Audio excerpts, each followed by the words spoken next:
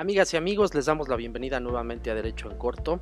Hoy nos encontramos con la distinguida y grata participación del maestro en Derecho Eduardo Tlatoani Montaño Salinas.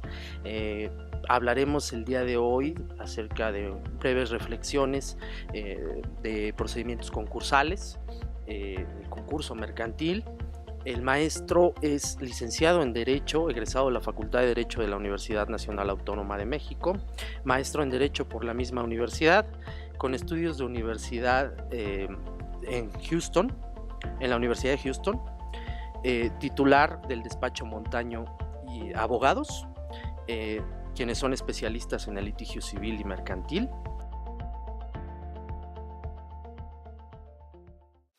Y pues bueno, es un gusto tenerlo aquí, maestro. Encantado de la vida de que nos haya hecho el favor de venir a lo que es Derecho en Corto. Esta es su casa. Gracias, Jorge, te agradezco. Entrando un poquito en materia, podríamos de entrada mencionar, ya que vamos a hablar de cuestiones de concurso mercantil. ¿Qué es el concurso mercantil? Es un instrumento al cual pueden acudir personas físicas y personas morales. Particularmente se emplea más por las personas morales y es un mecanismo de solvencia y confrontación hacia los acreedores para efectos de lograr un convenio y poder llegar a una debida y correcta terminación de una empresa o continuidad de la misma en una situación crítica, económica, financiera, inclusive operativa.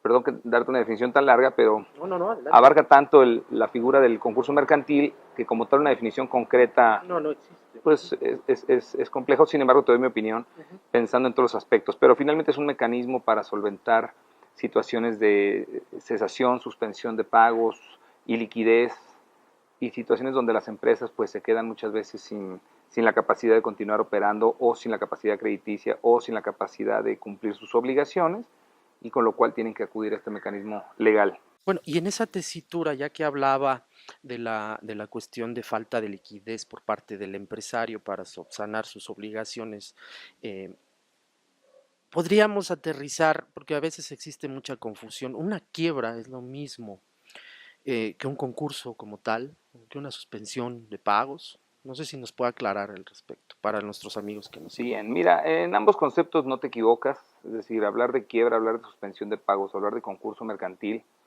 no son necesariamente sinónimos. Una, te puedo decir, el concurso como tal es una regla general y ya la regla particular es la quiebra, que es una de las etapas del procedimiento concursal. La suspensión de pagos fue antes de la entrada en reforma del año 2000, en la que nace la ley de concursos mercantiles. Anteriormente existía una ley de 1934, ley de quiebras y suspensión de pagos. Se, se empleó mucho y en todos sentidos en nuestro país, en nuestro sistema, y fue hasta lo que fue el gobierno del presidente Zedillo que propone este cambio y esta reforma abroga la ley de concursos mercantiles, perdón, la ley de quiebras y suspensión de pagos y nace la ley de concursos mercantiles. Por lo tanto, la quiebra es una etapa final ya de lo que hace el concurso mercantil. Hoy en día ya la suspensión de pagos dejó de existir. Y también existe lo que le llaman la quiebra en el común denominador de las personas. Es decir, cuando alguien siente que no tiene dinero, o circunstancialmente un contador, un financiero, o alguien que estila llevar controles económicos, pues hablan estamos en quiebra, ¿no? Cuando quizás están refiriendo probablemente a que estamos en números rojos, a que tenemos un problema de recuperación de cartera, tenemos un problema para el otorgamiento y seguimiento de créditos. Entonces se habla de lo que hace la quiebra de manera convencional. Pero la quiebra como tal es una declaratoria judicial derivado de unas etapas previas y que conforman parte de lo que hace al procedimiento de concurso mercantil. Ok, ahora ya que estamos hablando de etapas, grosso modo, maestro, ¿cuáles serían las etapas de este concurso mercantil? Mira, el concurso mercantil por, inicia por dos o tres vías. Una puede ser la propia empresa comerciante que solicite su declaración de concurso, también lo puede hacer un acreedor o más, y en el cual se denomina una demanda de concurso, y también la puede iniciar un ministerio público a petición inclusive de un juez que pueda llegar a detectar la insolvencia de una empresa. Por lo tanto, tienes diferentes orígenes para esta situación en donde inicia la parte de la declaratoria de concurso.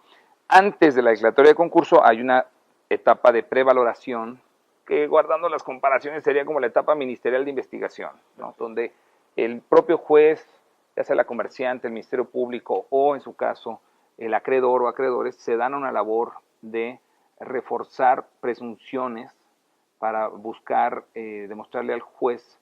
Es importante señalar que el juez debe ser un juez federal de distrito, no pueden ser jueces de competencia local, los únicos competentes para llevar la materia concursal. Y bueno, se plantean ya sea demanda o solicitud y tiene uno que acreditar los diferentes supuestos que establece la ley de concursos mercantiles y de esa manera poder configurar la primera etapa, que sería, bueno, no es como tal una etapa, es una pre-etapa para ya de ahí pasar a lo que sería la declaratoria de estado de concurso. Ojo, en esa primera etapa de prevaloración del estado de concurso culmina con lo que se llama una visita por parte de un visitador. Hoy en día, con la reforma a la ley de concursos mercantiles, el juez y la ley establecieron a estos auxiliares que forman parte del IFECOM, del Instituto Federal de Especialistas en Concursos Mercantiles, y en esta primera etapa interviene este visitador, quien tiene que llevar a cabo, como lo dice su propia denominación, una visita o varias, las necesarias, a las instalaciones o al principal lugar de asiento de negocios de la comerciante, como se le denomina a la empresa que va a ser declarada en concurso, para dictaminar. La esencia de esta visita proviene de lo que hace a la base de la auditoría fiscal, ¿no? Pensando en un mecanismo revisor hecho por un auxiliar profesional, que regularmente suelen ser contadores financieros, pueden llegar a intervenir abogados, por supuesto, en esa visita, y de ahí emite un dictamen este visitador. Una vez que emite ese dictamen, auxilia al juez para poder confirmar si las presunciones y señalamientos que estableció la propia comerciante, el acreedor o el Ministerio Público tienen fundamento suficiente, y una vez hecho el análisis, no a profundidad, porque la verdad es que hace un análisis muy claro en la ley que reafirma esas presunciones, le permiten al juez tener elementos para poder resolver y declarar el estado de concurso. Y de ahí el juez tiene dos opciones: puede declarar el estado de concurso para la siguiente etapa, que sería la conciliación, o inclusive puede pasar a la etapa final, que sería la etapa de quiebra, también llamada liquidación, ¿no? Es decir, como se conoce, es terminar con la vida completa de la empresa. De la persona moral. Así es. Perfectísimo. Bueno, o jurídico-colectiva, ¿no? Así es. Ahora bien, aquí existe para los pagos prelación de acreedores. Sí. No sé si nos pueda ahondar un poquito con relación a ello. Sí, mira, ya que se declara el estado de concurso, tanto en la etapa de conciliación como de quiebra, se da esta cuestión de lo que hace la prelación, orden, grado, preferencias. Existe todo un mecanismo diseñado en la propia ley de concursos mercantiles, también se apoya en doctrina y se apoya en lo que hace las jurisprudencias de la Suprema Corte, tesis aisladas, que nos van dando luz de cómo ir encuadrando cada supuesto de cada acreedor. ¿Por qué? Porque no todos los acreedores son iguales, no todas las circunstancias de los acreedores son iguales. Partamos del principio de que los acreedores preferentes influyen, y aunque no se crean, los gastos funerarios de los directivos o de los socios de la propia comerciante, los cuales llevan cierta preferencia. Están los propios salarios, emolumentos de estos auxiliares de la figura del concurso, como son el visitador, el conciliador, el síndico, el visitador, hay un verificador, en fin, y todos los mecanismos que se vayan requiriendo de esos gastos también llevan preferencia.